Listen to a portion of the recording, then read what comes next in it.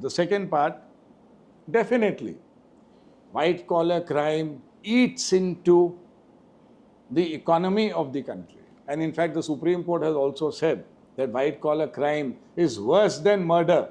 In a murder, there may be only one victim. But in white collar crime, the victim is the society, victim is the economy. The people at large suffer.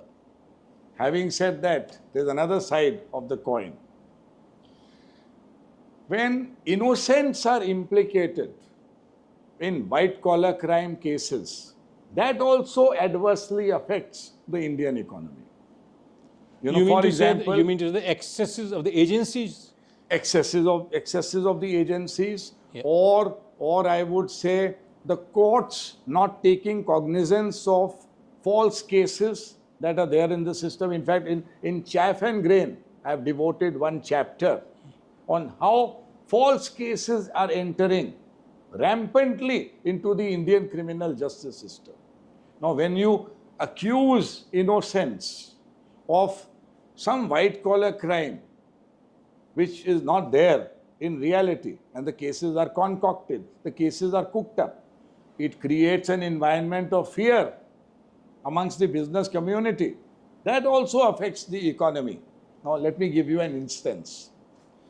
In PMLA cases, in many cases, I have seen bona fide buyers of property getting implicated as accused.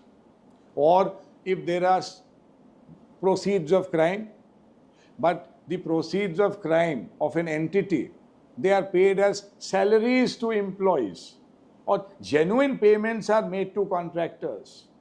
They are also roped in because of an erroneous application of the law or the overbroad laws that we have.